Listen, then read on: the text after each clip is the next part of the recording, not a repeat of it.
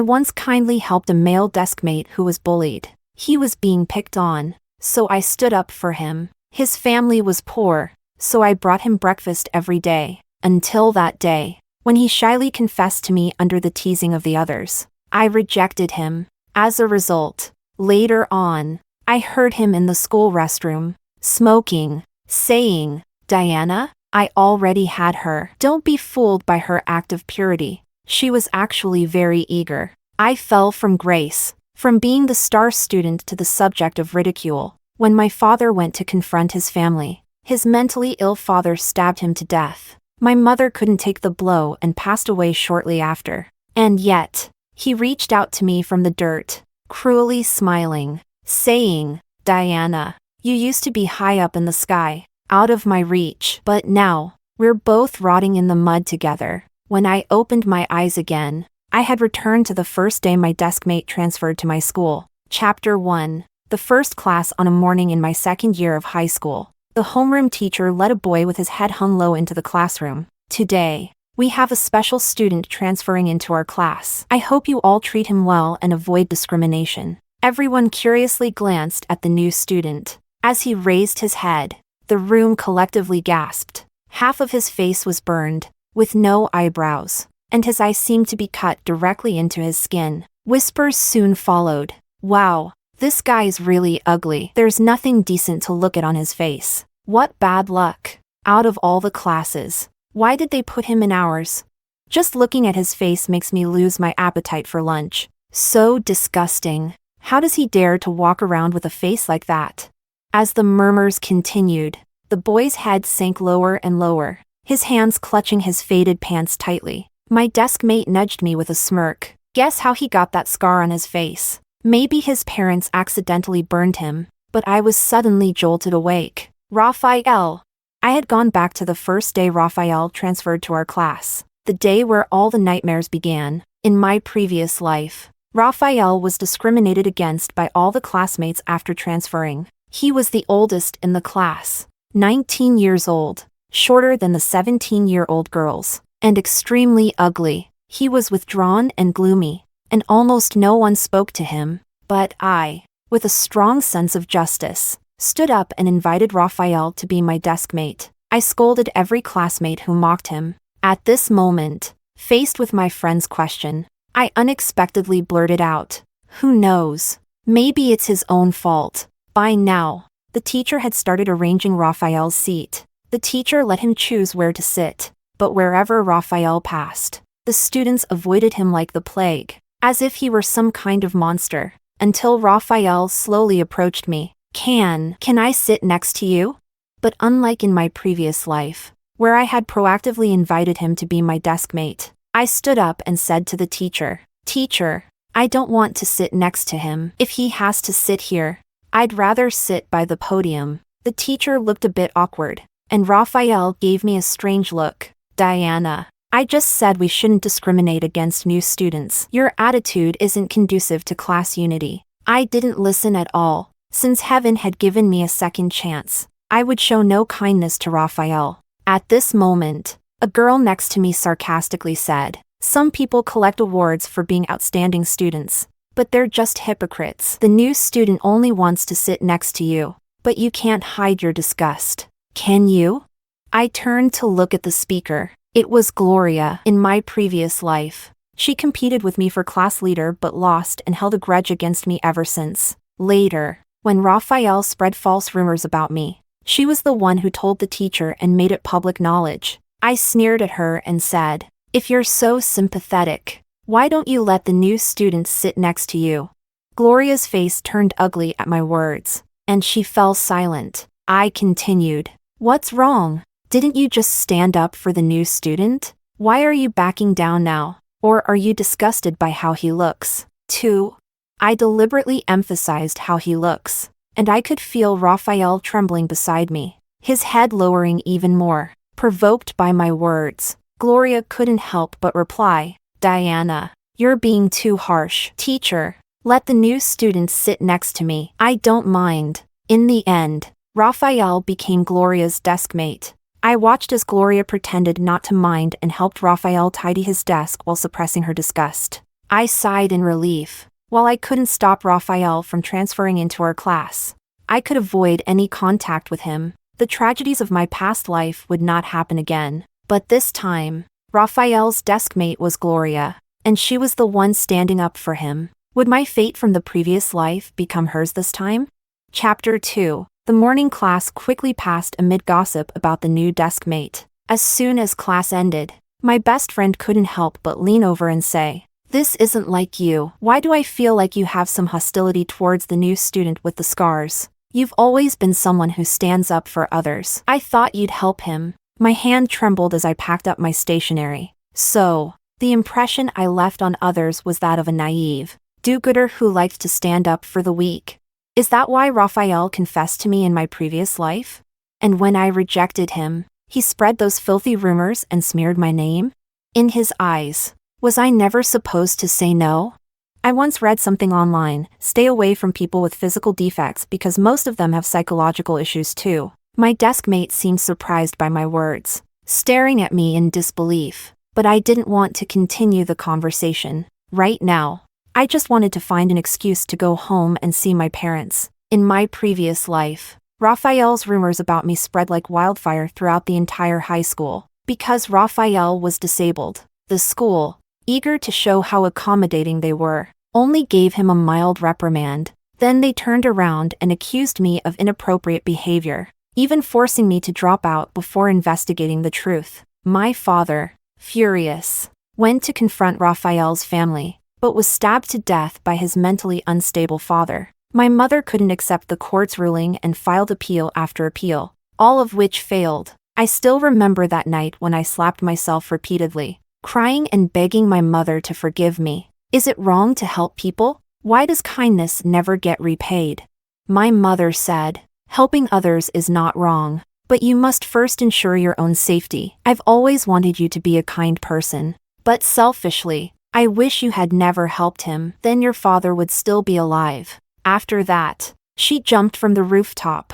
To this day, I can still recall Raphael's arrogant and cruel smile. He said that mentally ill people couldn't be punished for murder. Now that his useless father had been locked in a mental hospital, my father had solved a big problem for him. He even said that with my parents gone, we were the same. We had both fallen into the mud, and we could finally be together forever. So, the story of the frog and the scorpion had been playing out right in front of me all along. Because of my actions, my parents had suffered such terrible fates. Now, I just wanted to make sure they were safe and still alive in this world. Before I could even make it to the office to ask for leave, I saw Raphael being shoved into the bathroom by a group of boys from our class. I remembered this. In my previous life, Raphael was bullied as soon as he arrived, targeted by a group of troublemakers in the class. Not only did they show no sympathy for his appearance, but they treated him as a freak. They forced him to drink from the toilet,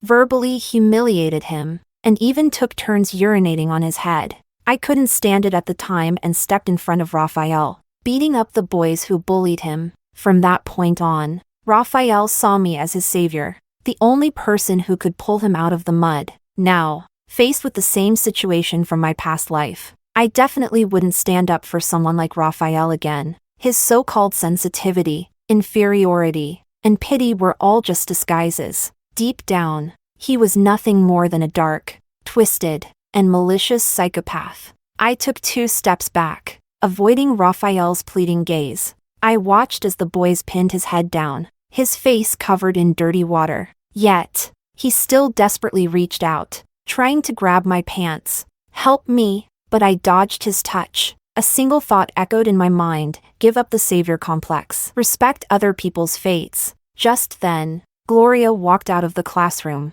For a moment, I thought she would hypocritically step in to help, but she acted as if she hadn't seen anything and went back into the classroom. I found it quite amusing. Raphael was being bullied. His school uniform reeked, and his hair was wet, clinging to his face in strands. I watched as Gloria covered her mouth in exaggerated disgust. Raphael, what happened to you? Are you okay? Did someone bully you? Tell me, I'll go report it to the teacher. Gloria acted very sympathetically toward Raphael, but Raphael kept his head down, silent. Occasionally, He would glance up, seemingly thoughtful as he looked at me. An alarm went off in my head. Something felt off. I hadn't extended a hand to help him in this life. So why was he staring at me? Could it be that even as his enemy, he would still hold a grudge against me? Chapter 3. I wasn't actually afraid of Raphael holding a grudge against me, because deep down, he was the type to bully the weak and fear the strong. He wouldn't dare take revenge on those who bullied and harassed him. Instead, he would align himself with them, and those who helped and cared for him, he would do everything he could to take advantage of them, believing their kindness was something he was entitled to. In this life, I didn't help him. I didn't offer to be his deskmate, nor did I step in when he was bullied. In my previous life, I spent countless nights hating myself for helping, for letting my sympathy get the better of me, and for bringing disaster upon my family. I glanced at him coldly. What are you looking at? Is there a flower on my face? I wasn't the one who bullied you. Raphael, hurt, quickly averted his gaze, lowering his head and clenching his fists, his lips pressed together in stubborn silence. That's how Raphael was in my previous life. Whenever something happened, he would lower his head, stay silent, and tears would well up in his eyes. It was because of his pitiful appearance that I couldn't help but step in to help him again and again. His behavior, of course, drew laughter from the boys around him. They didn't hesitate to mock him. A grown man crying, "Maybe you should start wearing a skirt. Though you're so ugly. Seeing you in a skirt would probably make us lose our appetite." Exactly. Having someone like him in our class really drags down the average attractiveness of our group. By now, one of the troublemakers from earlier classes had come over to my desk. He swaggered up, smirking. Well, looks like our class leader doesn't like this ugly freak either. How about we have some more fun with him? I glared at this troublemaker. His name was Justin. In my previous life, he had a crush on me, but I rejected him multiple times. When he saw me getting close to Raphael, being kind to him, he was even more upset. So, he came up with a plan to encourage Raphael to confess to me publicly, hoping to humiliate me. He was no good either. Seeing that I didn't respond, Justin assumed I was giving silent approval. He leaned closer and whispered in my ear. I heard his dad's an idiot and that his family lives on welfare. Every month, they live off government assistance. Do you think if I made him pay protection money, he and his dumb dad would have to start eating air? Ha ha ha. I slammed my book down on his hand, which was resting on my desk. He winced in pain, pulling his hand back, glaring at me. Are you crazy? Trying to play hero? Hearing this, Raphael, who had been keeping his head down, suddenly looked up. He glanced at me out of the corner of his eye. I sneered. Extortion? Maybe you should look up how many years that could get you in prison. Don't worry, though, you're a minor, so they won't sentence you too harshly. At most, you'll spend a few years in a juvenile detention center. Justin glared at me angrily. So, you are standing up for him? Huh? No, I'm just telling you, stay away from him, or you'll end up cursed. As I walked out of the classroom, I noticed Raphael's gaze becoming stranger by the second. Chapter 4. After classes ended in the afternoon, most of the students went back to their dorms. Since I had requested leave to go home, I left the school early, but just as I stepped out of the gate, I heard a cautious voice behind me. Thank you for speaking up for me this afternoon. I turned around and saw Raphael following me without me even realizing it. Immediately, I grew wary, stepping back and glaring at him with undisguised disgust. What do you want? Why are you following me out of school? He hurriedly waved his hands, his burned face twisting into an awkward smile in an attempt to appear harmless. But that smile only looked more terrifying. I'm sorry. Did I scare you? I didn't mean any harm. I'm a day student, and I just wanted to thank you. I know you're different from those classmates who mock me. You've always been a good person. He stammered, looking at me with anticipation. That's when I remembered that Raphael, because of his family's poverty, had always been a day student. The school had arranged for him to receive financial aid, so he could eat lunch at school, but he had to go home for dinner. But all I felt was a wave of nausea. Thank me? You must be mistaken. I had no intention of helping you. Honestly, You disgust me, not because of your appearance, but because of the stench of your soul. Raphael, you'd better stay far away from me, or I won't hesitate to treat you the same way they do. I had no desire to go from being a victim to becoming a bully, but if becoming a bully meant keeping Raphael away from me and protecting my family from disaster,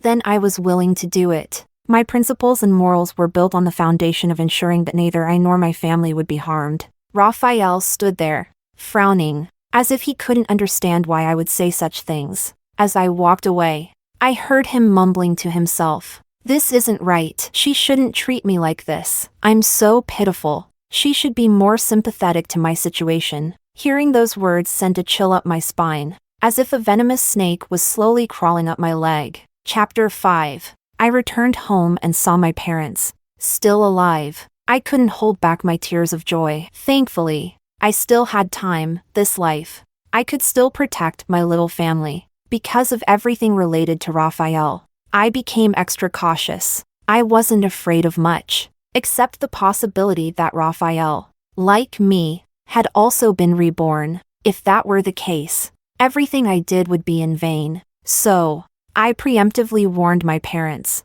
telling them I had encountered some bad things at school. I told them about the things that hadn't yet happened, explaining that these events would smear my reputation.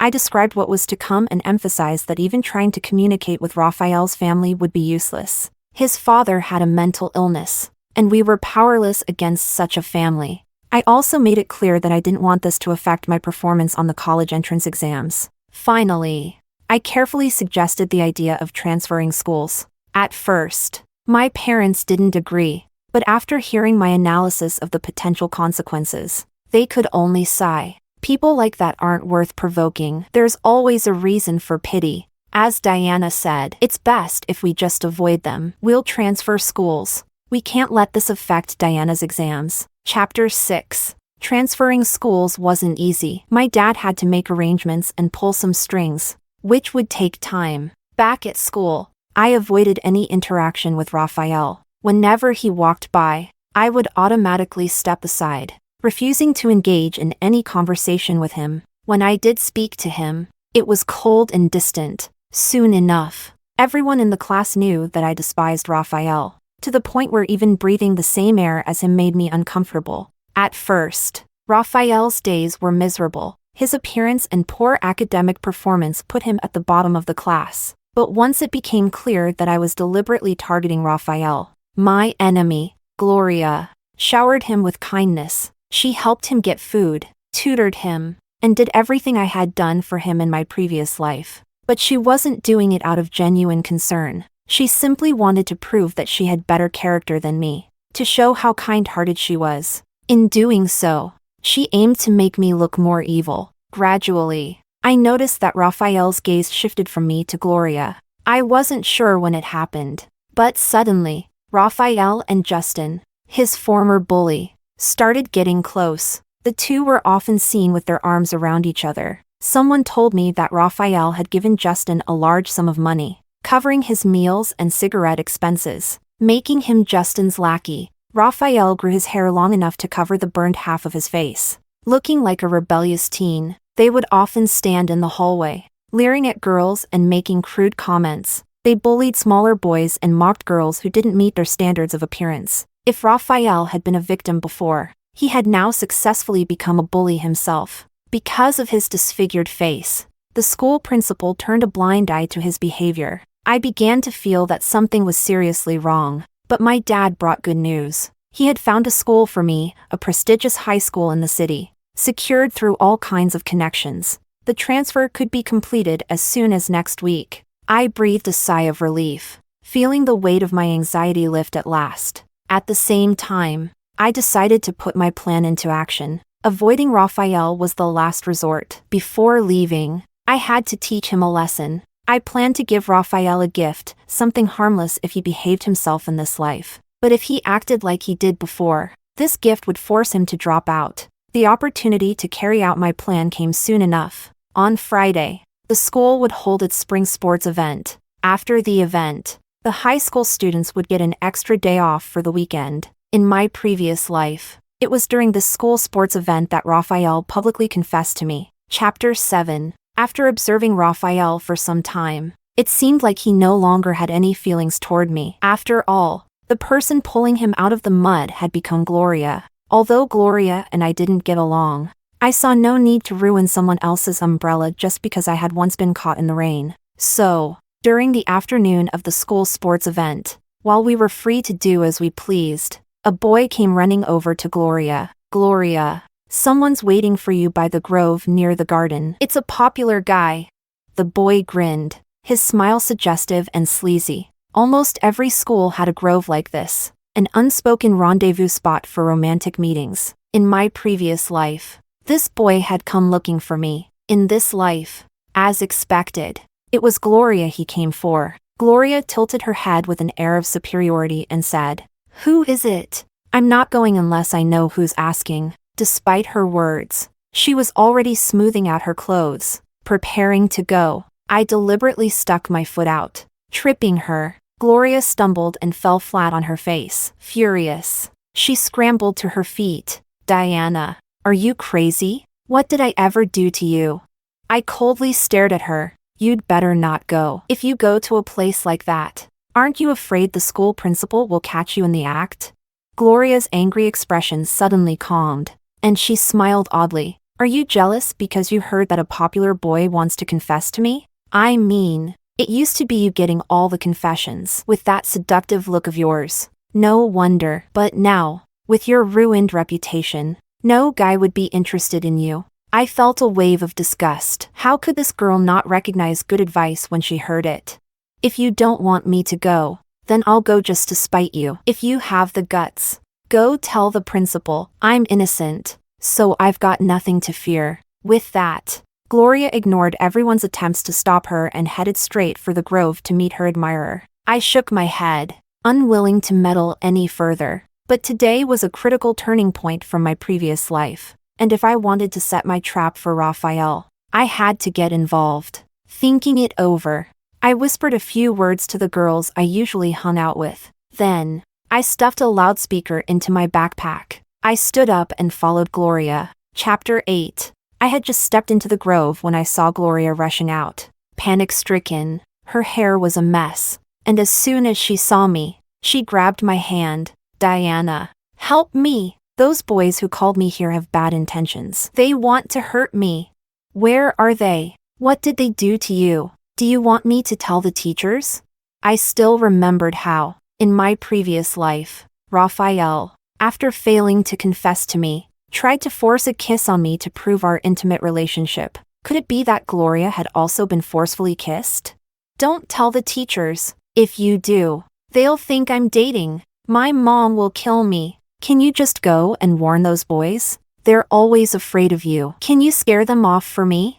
Gloria's eyes darted nervously, yet she kept pushing me toward the grove. I knew something was off, but I went along with her, following her into the trees. No sooner had I entered than a group of about 10 boys appeared around us. They were the same delinquents who always hung out with Raphael and Justin, along with a few others from outside the school. They cheered and laughed. "You really pulled it off, managing to trick even our class leader into coming here."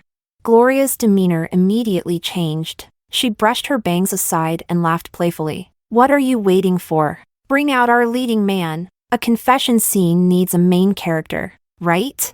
Raphael was pushed forward by the group, his usual timid expression still on his face. My eyebrows shot up. Raphael strutted up to me, trying to act suave. "Diana, I've always liked you. I hope you'll be my girlfriend." I stared at Raphael, as well as Justin and Gloria, who were standing behind him, watching the scene with amusement. I was completely baffled. How could Raphael still be confessing to me in this life? "What exactly do you like about me?" Raphael thought for a moment, looking at me as if lost in a memory. "I like how you always seem above everything, like a pure lotus that rises unsullied from the mud." I felt sickened by his description. The group around us erupted in jeers. "Come on, say yes. You should feel lucky that Raphael's confessing to you. Don't you know he's a big deal now? He's the boss of our class." A toad and a swan together? Now, that's something I've never seen before. Haha. "Raphael, don't just stand there. Be bold, Kiss her. How else will she know you mean it? Encouraged by the others, Raphael grabbed my hand, trying to get closer to kiss me. I recoiled in disgust, trying to dodge him. Gloria, enjoying the drama, immediately shouted, "What are you guys waiting for? Help Raphael out. Hold Diana down. I want to see them kiss today. Ha ha." As the group began to close in on me, I swiftly pulled out the loudspeaker from my backpack and turned it on. The sharp feedback noise made everyone instinctively cover their ears. I brought the microphone to my mouth, eyes resolute as if I were making a solemn vow. "Get away from me. Do your parents work hard to send you to school just so you can waste your time on nonsense like this? How about doing some practice tests instead? You guys clearly have no respect for the teachers and all the effort they put into you. Unlike me, whose only focus is on studying hard to get into a good school. You thought you could drag me down into your mess? Dream on. And you, Raphael, conspiring with outsiders to bully your own classmates? How dare you? After everything the school has done for you, giving you scholarships and financial aid, no one looks down on you because of your family's situation, but your actions show that you have serious problems with both your character and your values." The shrill noise, combined with my passionate speech, left them too stunned to react. By the time I finished, there was the unmistakable sound of applause from the edge of the grove. The principal, his bald head gleaming in the sunlight, had appeared, along with our fuming homeroom teacher. They pushed through the crowd. "Well said, Diana. No wonder you're always receiving awards for being an exemplary student. You're a role model for all." He pointed at several boys. You, and the rest of you, get to the office immediately, and bring your parents. And you lot, who I've never seen before, are you from outside the school?" The outsiders tried to flee, but the principal caught them in the act. One of them shouted, "It was Raphael. Raphael and Justin invited us here. They said the sports event made it easy to sneak in, and they told us there were pretty girls in their class that we could mess around with. Whoever Raphael had recruited, they had no problem ratting him out completely." Raphael's face turned ghostly pale. In the next second, he dropped to his knees in front of the principal and homeroom teacher. "Teacher, it wasn't me. Justin forced me into this. He's been bullying me for a long time, and he made me do it." How convenient, they were both trying to shift the blame. Justin, of course, wasn't having it, and the two started accusing each other right away. I threw in a casual remark. "So, was it Justin who forced you to extort money from your classmates too? Care to explain where all that money you've been giving him for the past few weeks came from?" As I spoke, I pulled out a piece of paper from my bag. "Teacher, here's a list of students that Raphael and Justin have been extorting money from. You can ask them yourself to see if what I'm saying is true." Raphael's face drained of color completely. I had achieved the effect I was aiming for. I looked down at Raphael, still kneeling, with a mocking smile. He stared back at me, wide-eyed with disbelief, as if only just realizing that all of this had been premeditated by me. From the moment I followed Gloria here, I had already sent a classmate to notify the principal and homeroom teacher. I hadn't anticipated that Raphael would confess to me again. I thought, at most, he would just try to get back at me for the way I had treated him lately. But this outcome was even better. Chapter 9. Because I had prepared the loudspeaker in advance, the events that took place in the grove quickly spread throughout the entire school. Most of the people involved were already on the principal's watch list, known for being troublemakers and the worst performers in class. So, the principal decided to make an example out of them. He summoned the parents of all those involved, including Raphael's. Ironically, I was praised by the principal for my outstanding behavior, for blowing the whistle on the extortion, and for helping my fellow students. As a result, I was publicly commended in front of the entire school. I successfully distanced myself from the situation. In the school office, it was the first time I saw Raphael's father. He wore a worn, dark blue work suit. His skin was tanned, and his back was hunched with a large lump on it. His hair looked like it hadn't been cut in ages, and he was covered in dust, as if he had rushed straight from a construction site. The moment he entered the office, he knelt directly in front of the homeroom teacher. Without saying a word, he began kowtowing. He looked like a humble, honest man, but I stood by, watching coldly, for this was the man who,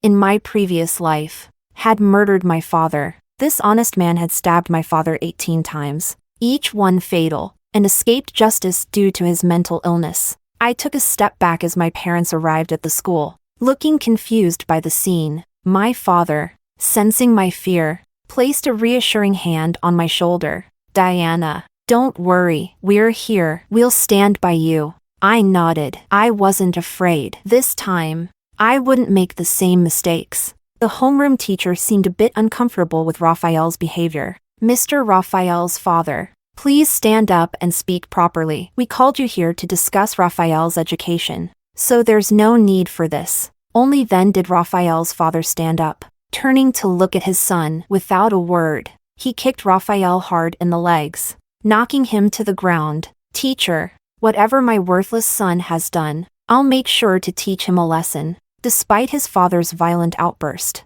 Raphael remained silent, his head lowered. Even after being kicked to the ground, he didn't utter a sound. The homeroom teacher tried to intervene. "Mr. Raphael's father, please calm down."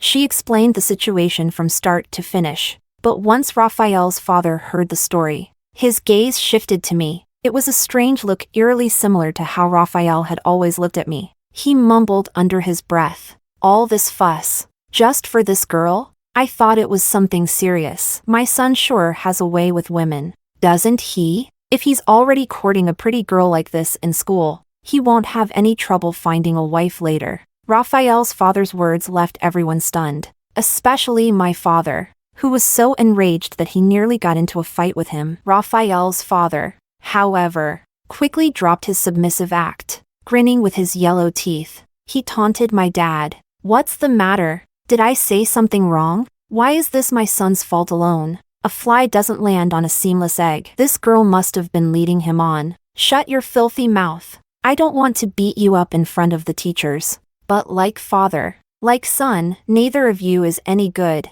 My father's face was red with anger, but he restrained himself. This was the result of the warnings I had given them in advance. Otherwise, he would have already charged at Raphael's father. Now I finally understood why my normally composed father had lost his life in an argument with this man in my previous life. Raphael's father was even more despicable than his son. "Dad, don't let someone like him get to you. Your daughter has done nothing wrong. Let's just call the police and report Raphael for attempted assault." As soon as I mentioned calling the police, Raphael's head snapped up. As if he had suddenly come to his senses, he rushed forward to stop his father, desperately explaining, "I'm sorry, it's all my fault. My dad has mental problems, so please don't take what he says seriously. I beg you, don't push us into a corner. Please, have mercy on us. After all, we're both disabled."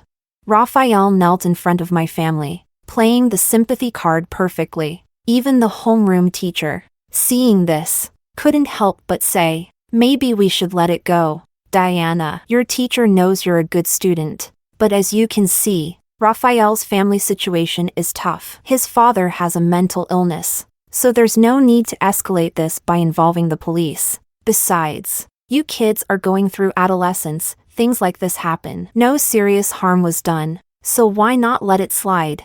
I firmly replied, "It's too late. I've already called the police. Raphael attempted to assault me and extorted money from other students. If the school can't resolve this, let the police handle it." My goal all along was to make this situation as public as possible. I wanted the police involved. That way, Raphael wouldn't dare spread any more rumors about me. Now, everyone knew that he had conspired with outsiders and tried to assault a classmate. With that as the backdrop, if he ever dared to defame me again, I'd sue him for slander.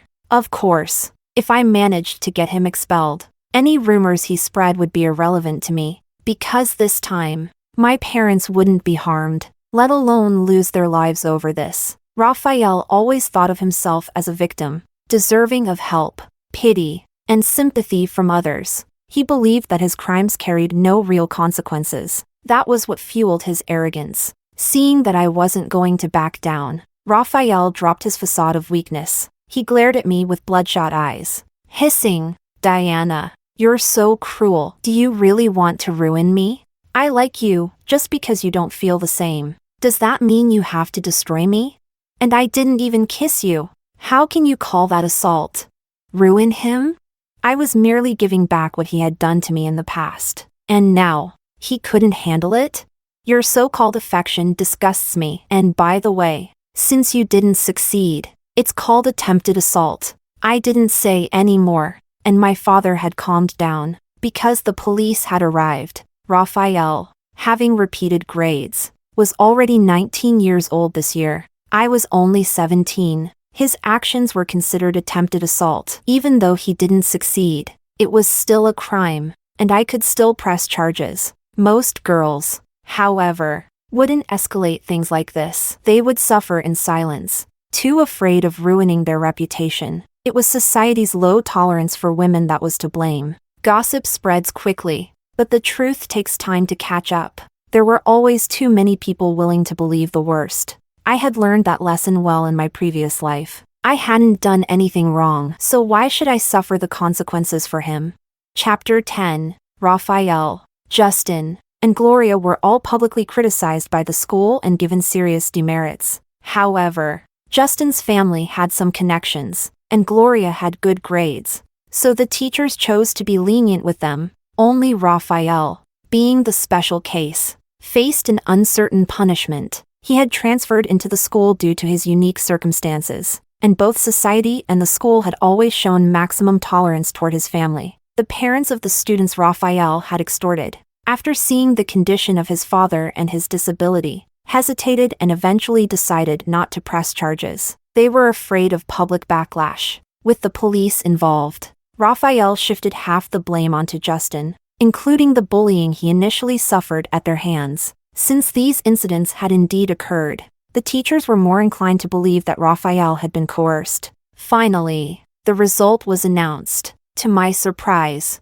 Raphael was merely suspended from school for 1 month. In my previous life, when rumors spread about me, the school had immediately decided to expel me. Shortly after Raphael's suspension, a video suddenly appeared online. The video showed Raphael and his father being interviewed at their home. They lived in a dilapidated house, the room in disarray, with nothing but a broken bed frame and a few worn-out quilts. Raphael's father wiped his tears as he cried. The school's punishment of my son is too harsh. I know that because his face was burned. He's not as good-looking as the others, so he's always been bullied by his classmates. But I never thought they'd force him to leave school. What did we do wrong? Is it so hard for disabled people to find a way to survive? My son has always been well-behaved, living with me and studying diligently. Look at the awards he's brought home from school. How could he ever do something as outrageous as harassing a classmate? This must be a misunderstanding. I hope that girl can see this and help us clear things up. The camera zoomed in on the peeling walls behind him, which were covered with old award certificates, most of them from elementary school. Raphael, too, looked into the camera and said softly, I don't know why that girl hates me so much. She's always been flirtatious at school. Maybe she misunderstood me because I glanced at her one time and thought I liked her. But that's not true. I'm just envious of her being such a good student. I hope she can explain the truth. The video gained enormous attention shortly after its release, with likes quickly surpassing 1 million. Nearly everyone online was searching for the so-called girl who framed him. And as expected, that girl was me. Of course. They didn't mention the extortion or any of Raphael's other wrongdoings, though Raphael hadn't spread the rumor that we had slept together like in my previous life. This time he used a video to imply that I was promiscuous, leaving room for endless speculation. Public opinion was both terrifying and dangerous. By this time, I had already transferred to a new school. This had always been part of the plan, regardless of whether Raphael was expelled. I had wanted to leave the environment of that school, its students and its atmosphere, since it was only a distraction to my studies. I had thought that distancing myself from Raphael would protect me, but I hadn't anticipated that, in this life, the father and son would resort to using online exposure to destroy me. I took a deep breath. I had known it wouldn't be that easy to get rid of them, but I wasn't entirely without a plan. As the public outrage grew, people soon uncovered my personal information. Almost everyone believed I had falsely accused Raphael. They felt that someone from a background like his couldn't possibly do such things. Society often shows a lot of tolerance for people with disabilities, but what they didn't realize was that there are both good and bad people among the disabled. And Raphael and his father were bad people, hiding behind their disabilities. They took advantage of society's sympathy and compassion for the disabled to hurt others. My parents were furious and wanted to post a video to prove my innocence, but I stopped them. In a situation like this, explaining wouldn't help. The only way to quell such rumors was with a bigger story. Right now, the entire internet viewed Raphael as a model student, someone from a poor, disabled background who had overcome adversity through hard work and perseverance. But what if his dark side was exposed? When Raphael had been trying to curry favor with Justin, he hadn't exactly been behaving well, as the entire internet praised Raphael, and several universities extended offers to him out of sympathy. A new video surfaced that quickly went viral. This time, it exposed Raphael's habit of making inappropriate jokes with female students and even charging younger students for protection fees. At first, no one believed the video, but soon, more and more videos were released. Some were just people trying to ride the wave of Raphael's notoriety, but others were genuine. One particular comment stood out. "I know the Raphael from that video. He used to live next door to me when we were in elementary school. Do you know how he got those burns? He snuck into our house to steal something and accidentally knocked over a stove, burning our house down. His face got burned, and he even sued us for a huge compensation. Who would believe that?" That comment quickly garnered over 100,000 likes. More and more people began to dig into Raphael's past and expose his wrongdoings. They started questioning the authenticity of the sob story Raphael and his father had spun in their video. I didn't even have to lift a finger. They had weaponized public opinion against me, and now they were being destroyed by it. All those kind-hearted people who had planned to support Raphael's family withdrew their offers. Raphael and his father, once public darlings, suddenly became pariahs. As for me, I stopped paying attention to the father and son. They could no longer affect my life, and whatever they said from now on, no one would believe them.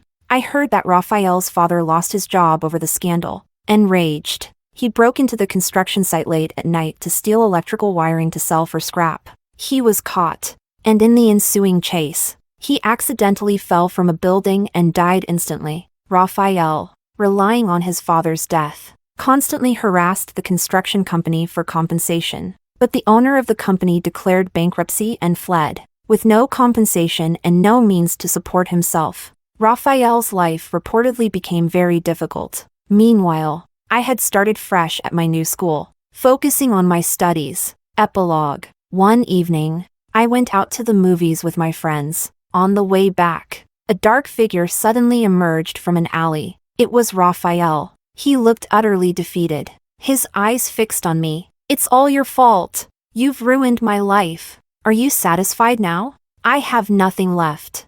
I quickly composed myself and quietly told my friend to call the police. "What happened to you was your own doing, not mine. You did this to yourself. No one else forced you. It wasn't my fault." If Raphael could understand that, he wouldn't be here, saying these things to me now. But I feared he was desperate, and if he tried to take me down with him, what would I do?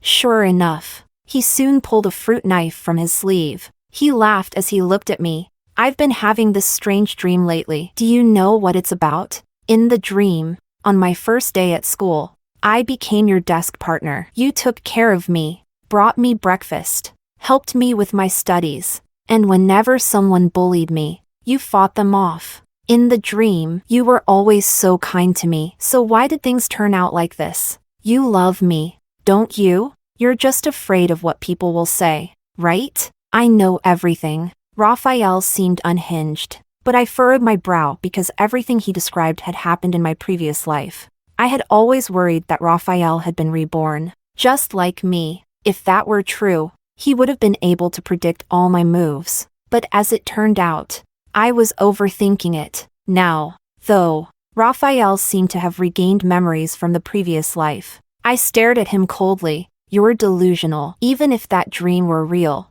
why would you think someone helping you means they're in love with you? Even if you really did like me, would hurting me be the way to show it? Raphael, I've told you before, Being loved by someone like you makes me sick. Logic told me that I shouldn't provoke him, but I couldn't swallow my anger. My friend nervously tugged at me. He's crazy. I've already called the police. Let's run to a more crowded area. Raphael continued to glare at me, suddenly breaking into a twisted smile. Is that true? That dream was real, wasn't it? I knew it, but it's too late now. Did you also have that dream? Did you try to get rid of me first because you didn't want me following you around? All I ever did was like you. You're so kind. Why couldn't you accept me?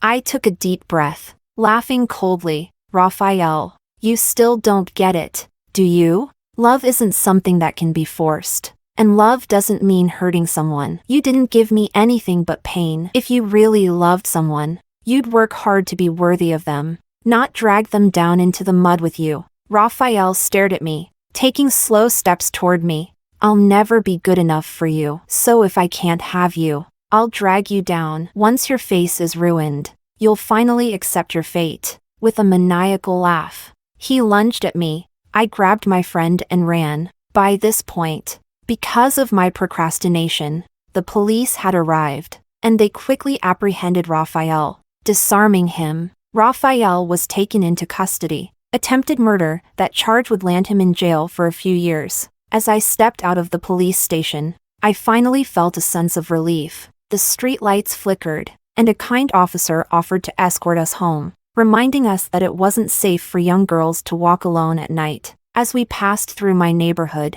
I saw an elderly woman selling vegetables late into the night. I ended up spending all the money I had to buy everything she had, gently urging her to go home early, even though I knew from news reports that this was often a scam. The old woman smiled, her wrinkled face radiating kindness. She carefully picked out the best vegetables for me and returned my extra change. Young lady, you won't be able to finish all these vegetables before they go bad. I appreciate your kindness, but you should head home early too. It's not safe out here. There are many people in the world who are in unfortunate situations. Some of them are genuinely kind, but some of those unfortunate people are also hateful. Wherever you are, whenever it is, the first rule of helping others is to ensure your own safety. May there always be more goodness in the world, and less darkness, and may kindness never be taken for granted.